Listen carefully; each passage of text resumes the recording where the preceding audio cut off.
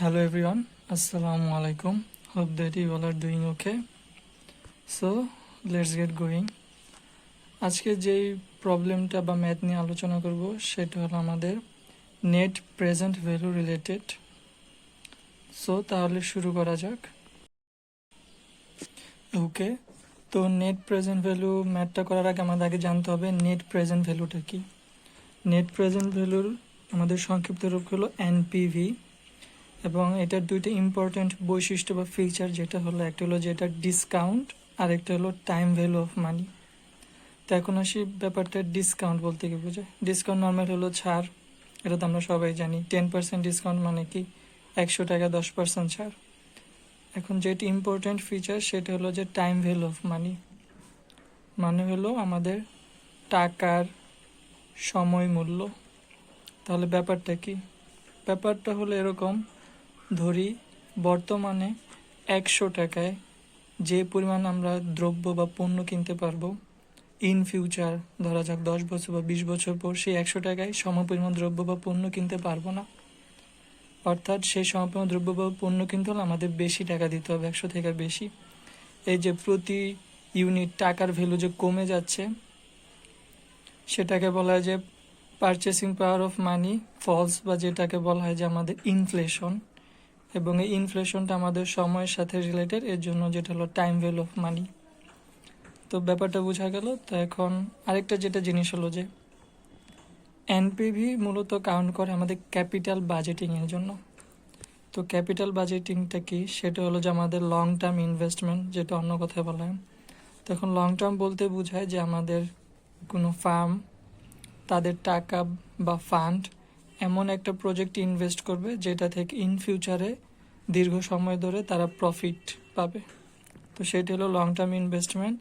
এবং long term investment technique যেটা, সেটার অনেকগুলো ধাপ আছে। অনেকগুলো ধাপ বা গণনা প্রক্রিয়ার একটা হলো যে নেট প্রেজেন্ট ভ্যালু গণনা করা। তো এখন হলো যে নেট প্রেজেন্ট ভ্যালু কীভাবে গণনা করা হয় সেটা আমাদের জানতে হবে। তো নেট প্রেজেন্ট ভ্যালু গণনা করা যেটা হলো যে আমাদের টোটাল মানি ইনফ্লোস মাইনাস টোটাল মানি আউটফ্লোস, এই দুইটা রেজাল্টে আমাদের আসবে নেট প্রেজেন্ট ভ্যালু। তাহলে ম্যাথে ফিরে আসি। তো আমাদের ম্যাথে অনেকটা এরকম যে একটা কোম্পানি XYZ দুইটা প্রজেক্ট নিল এ বি, এবং দুইটার প্রজেক্টে ডিসকাউন্ট ফ্যাক্টর হলো 12% এবং ইনিশিয়াল ইনভেস্টমেন্ট। এই ইনিশিয়াল ইনভেস্টর হলো যে আমাদের মানি আউটফ্লোস, মানে আমাদের ফার্ম এই টাকাটা ইনভেস্ট করছে, দিচ্ছে। তাহলে ফার্ম থেকে টাকাটা কমে গেল, সেটা হলো কত? 1 10 শতক হাজার 10,000 টাকা বা $10,000 যেটাই বলা যায়। এবং ডাটা দেওয়া আছে এই ফার্মে আমাদের এস্টিমেটেড লাইফ, মানে কত সময়কাল ধরে চলবে, সেটা হলো 4 বছর। এবং এখানে এ প্রজেক্টের জন্য কিছু ভ্যালু দেওয়া আছে এবং বি প্রজেক্টের জন্য কিছু ভ্যালু দেওয়া আছে। যেমন এখানে হলো 3,500 বা 3,500, এটা হলো at the end of first year আমাদের ক্যাশ আউটফ্লো, মানে যে পরিমাণ আমরা প্রফিটটা পাচ্ছি ওই প্রজেক্ট থেকে। তাহলে এটা কি at the end of the second year, এটা at the end of the third year, at the end of the fourth year. So B প্রজেক্টের জন্য সিমিলার। তো এখন আমরা ম্যাথে ফিরে আসি। তো ম্যাথ করার আগে আমাদের মূলত 4টা কলাম মাথায় রাখতে হবে। তো একটা হলো আমাদের ইয়ার থাকবে, এখানে কত বছর ধরে প্রজেক্টের পরিকল্পনা আছে সেটা থাকবে। আর একটা হলো CIF, যেটা হলো ক্যাশ ইনফ্লো, এই যে এইসব ভ্যালুগুলো এখানে বসানো। আরেকটা হলো যে ডিসকাউন্ট ফ্যাক্টর। তো এটা একটা ইম্পর্টেন্ট ফিচার। তো ডিসকাউন্ট ফ্যাক্টর কীভাবে বের করে সেটা আমাদের মনে রাখতে হবে। তো ডিসকাউন্ট ফ্যাক্টর বের করার নিয়ম হলো লবে থাকবে আমাদের 1 আর হরে থাকবে 1 প্লাস সেই যেটা ডিসকাউন্ট ফ্যাক্টর, যদি আমরা আর ধরি R%, এবং উপরে থাকবে পাওয়ার। তাহলে ব্যাপারটা হলো এরকম 1 প্লাস 1 ডিভাইডেড R%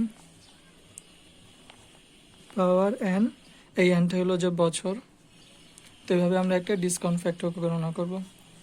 তো যেমন এখানে হলো প্রথম বছরের জন্য ডিসকাউন্ট ফ্যাক্টরের সূত্র হবে এরকম 1 ডিভাইডেড 1 প্লাস, আমাদের ডিসকাউন্ট ফ্যাক্টর ছিল 12% টু দি পাওয়ার 1। তোমাদের ভ্যালুটা অনেকটা 0.8928। সিমিলারলি দ্বিতীয় বছরের জন্য জাস্ট এখানে n এর বদলে হবে আমাদের 2, তৃতীয় চতুর্থের জন্য সেম। এখানে একটা জিনিস মাথায় রাখতে হবে যে আমাদের ডিসকাউন্ট ফ্যাক্টর মূলত দশমিকের পর 3 ঘর পর্যন্ত নেওয়ার চেষ্টা করব। 3 ঘর পর্যন্ত নিলে যেটা সুবিধা হয় যে এখানে যে ভ্যালুটা আসছে এই ভ্যালুটা একটা পূর্ণ সংখ্যায় আসে। তো এখন গেল আমাদের ডিসকাউন্ট ফ্যাক্টর। এখন হলো পিভি দ্বারা কি বোঝায়? পিভি হলো প্রেজেন্ট ভ্যালু। তো এখানে যে প্রেজেন্ট ভ্যালু কীভাবে বের করা হয়েছে সেটা হলো আমাদের ডিসকাউন্ট ফ্যাক্টরের সাথে আমাদের এই 3500 গুণ দিলাম, আসলো আমাদের এটা। সিমিলারলি সেকেন্ড ইয়ারের জন্য আমাদের এইভাবে আসলো, এবং থার্ড ফোর্থ ইয়ারের জন্য পর্যায়ক্রমে এভাবে আসলো। তারপর আমরা লাস্টে যেটা করব সেটা হলো যে টোটাল পিভি বা টোটাল প্রেজেন্ট ভ্যালু বের করবো, যেটা আসলো 10,629.85। এটা গেল। এখন একটা জিনিস যেটা লক্ষণীয় বিষয় সেটা হলো যে দেখা গেল যে ক্যাশ ইনফ্লো, এই ভ্যালুটা কিন্তু আমাদের প্রথম বছরের শেষের দিকে যে প্রফিটটা আসবে সেটা হলো 3,500 টাকা, কিন্তু দেখা গেল প্রেজেন্ট ভ্যালুটা আসলো 3,124 টাকা। প্রেজেন্ট ভ্যালুটা কমে গেল, আসলে কেন? এটা ব্যাখ্যাটা হলো এরকম যে আগের যে উদাহরণটা দিলাম যে বর্তমানে 100 টাকা দিয়ে কোনো দ্রব্য যে পরিমাণ কেনা যায়, ইন ফিউচারে সেই পরিমাণ কিনতে হলে আমাদের বেশি টাকা দিতে হবে। তাহলে এখানেও তো সে একই কথা যে ফিউচারের মানি ভ্যালু হলো 3,500, সেই ফিউচারের মানি ভ্যালুটা প্রেজেন্টে আমাদের আসবে কত? 3,124 সামথিং। সিমিলারলি সব কয়টার জন্য একই রকম। এবং বি প্রজেক্টের জন্য অনেকটা এই প্রজেক্টের মতোই, সম্পূর্ণ এই প্রজেক্টের মতোই। যেমন বি প্রজেক্টের জন্য ইয়ার হলো 4 বছর, ক্যাশ ইনফ্লো 500 এসব। ডিসকাউন্ট ফ্যাক্টর আগের মতোই গণনা করলাম 1/1 প্লাস r%n। তারপর এখানে প্রেজেন্ট ভ্যালু প্রতিটা বের করলাম। আর একটা জিনিস মাথায় রাখতে হবে যে ডিসকাউন্ট ফ্যাক্টর আমরা দশমিকের পর 3 ঘর পর্যন্ত নেব, এবং এখানে টোটাল এনপিভি বের করলাম। তো এখন আমাদের কোশ্চেন আরেকটা জিনিস যেটা চাওয়া হয়েছে সেটা বলা হয়েছে যে এ আর বি প্রজেক্টের মধ্যে কোন প্রজেক্টটা প্রফিটেবল হবে, মানে কোন প্রজেক্টটা নিলে আমরা বেশি লাভবান হব। তো সেটা বের করার জন্য আমাদের দুটোটারই এনপিভি ভ্যালু বের করতে হবে, নেট প্রেজেন্ট ভ্যালু। এবং যেহেতু আগেই বলা হয়েছে নেট প্রেজেন্ট ভ্যালু বের করার সূত্র হলো যে total cash inflow minus cash outflow. Cash inflow মানে আমরা ওই প্রজেক্ট থেকে যে পরিমাণ প্রফিটটা পাচ্ছি সেটা সামেশন, আর ক্যাশ আউটফ্লো হলো ওই প্রজেক্টে আমরা যে পরিমাণ ইনভেস্টমেন্ট করলাম। এবং দেখা গেল এই দুটো প্রজেক্টের জন্য আমাদের কত 10,000 ইনভেস্টমেন্ট করা হয়েছে, এবং প্রথম প্রজেক্টের জন্য আমরা টোটাল ক্যাশ ইনফ্লো যেটা পেয়েছি সেটা হলো যে 10,629.85। তাহলে এই ভ্যালু থেকে আমরা ক্যাশ আউটফ্লো বিয়োগ করব, তাহলে আমাদের আসলো 629.85 আর অলমোস্ট 630। তারপর আমরা বি প্রজেক্টের জন্য হবে বের করব, এবং সেটা আসলে আমাদের 473.77 আর 474।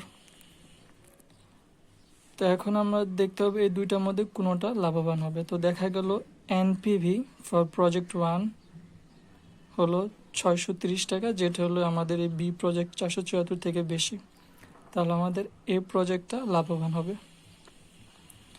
এখন আরেকটা জিনিস যেটা মাথায় রাখতে হবে আমাদের, এখানে যে এখানে যে এনপিভি যদি কোনো কারণে নেগেটিভ আসে তাহলে সেই প্রজেক্ট আমাদের রিজেক্ট হয়ে যাবে, আর যদি পজিটিভ আসে তাহলে অ্যাকসেপ্ট হবে, এবং একাধিক প্রজেক্ট যদি পজিটিভ আসে তাহলে যেই এনপিভি মান বেশি হবে ওইটা আমরা অ্যাকসেপ্ট করব, কারণ ওটা থেকে বেশি প্রফিট হবে। সো আজকে এই পর্যন্ত এই ভিডিওতে, and best of luck for upcoming days.